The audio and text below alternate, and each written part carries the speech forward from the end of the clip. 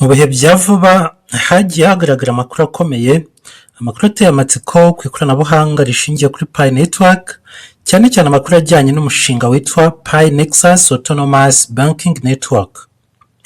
Uyu si umushinga usanzwe wo ku mbuga nkoranyambaga cyangwa amagambo yo gushyushya umushinga, ahubwo ni proje ifite ishingiro ry'ikoranabuhanga, igaragara muri GitHub kandi igaragaza icyerekezo cy'uko ejo hazaza h'ubukungu bushobora kuba bumeze, cyane cyane iyo duhuje AI, blockchain, quantum computing na banking yigenga ariyo autonomous banking.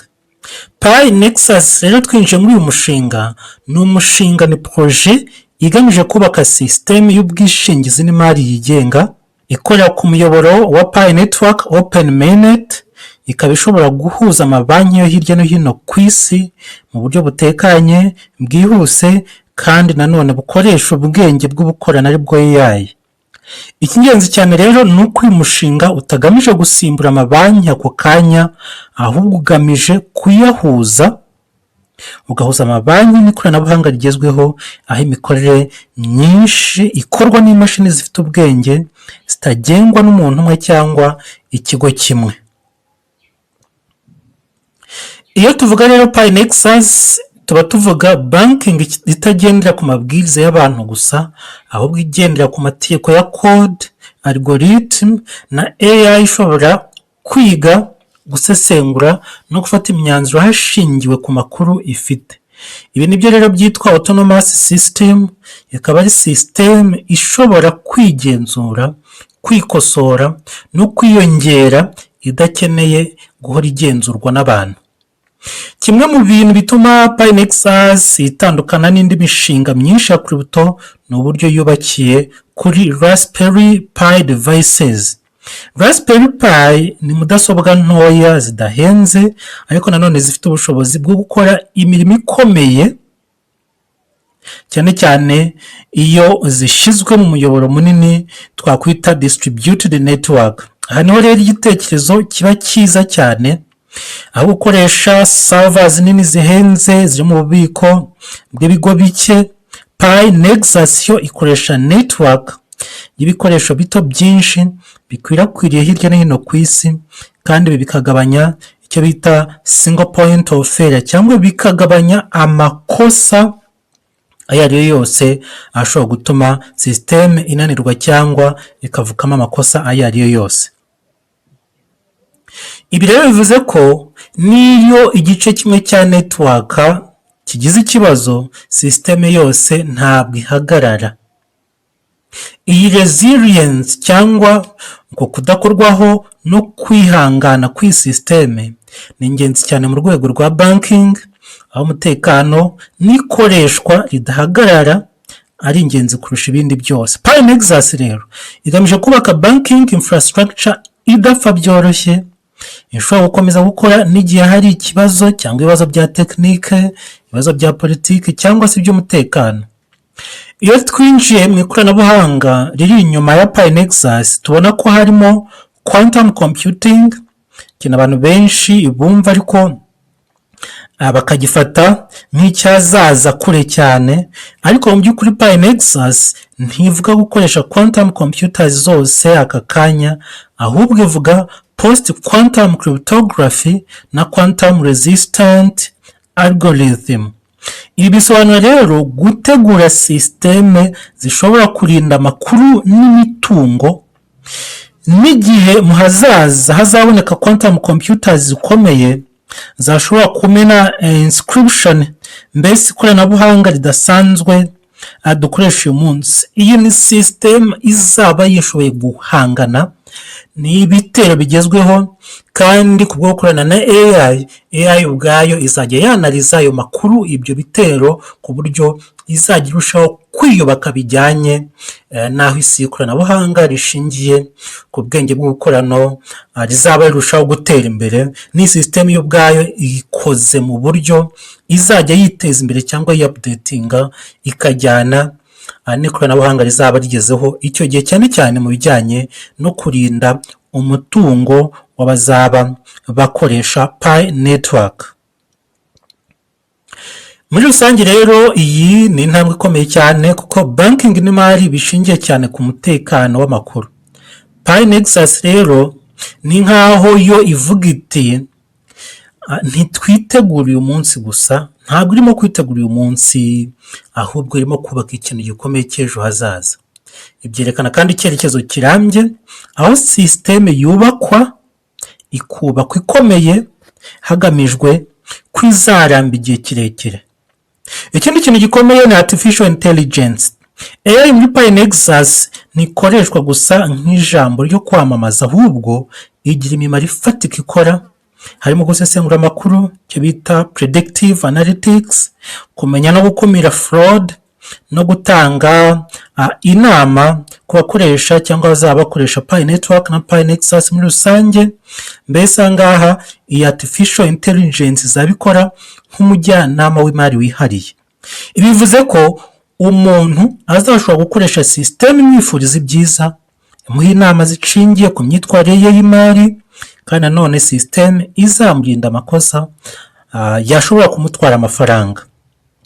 AI inafasha Pi Nexus gufata imyanzuro yihuse kuri transactions, gucunga risk, no kwemeza ko sisiteme ikora mu buryo bwubahiriza amategeko, icyo bita compliance.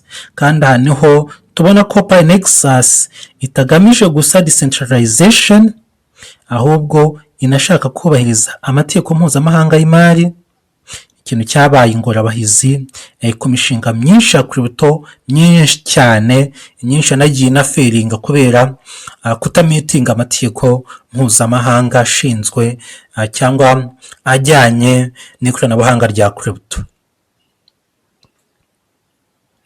Iyo tuvuze blockchain rero na DLT, Pi Nexus ishyiramo smart contracts, multi-chain integration, nicyo twakwita decentralized consensus. Ibi bisobanura ko transactions zikorwa mu mucyo, zishobora kugenzurwa kandi zigakorwa hatabayeho gukenera umuhuza nka system za kera. So smart contracts zituma amasezerano y'imari akorwa mu buryo bwikora, adashobora guhindurwa ku muntu cyangwa igihe umuntu abishakiye. Umutekano rero wiyongera binyuze no muri biometric security. Pi Nexus ivuga gukoresha fingerprints, iris, ubwo ni ijisho, ijwi, ndetse n'imyitwarire y'umuntu, icyo bita behavioral biometrics. Ibi bivuze ko kwinjira muri sisiteme bitagendera kuri password gusa, ahubwo bigashingira ku ndangamuntu n'ibimenyetso mubiri by'umuntu ubwe. Ibi bigabanya cyane ubujura n'ikoreshwa nabi ry'amakonti atandukanye. Ikindi kintu rero cyagaragajwe muri update iheruka ni merge pull request #1871 yitwa quantum ML enhancements. Ibi bisobanura ko hongewemo quantum machine learning muri system. Quantum machine learning ishobora gufasha mu gusesengura amakuru menshi mu gihe gito cyane, bigatuma system ifata imyanzuro yihuse kandi irenze ubushobozi bwa machine learning isanzwe.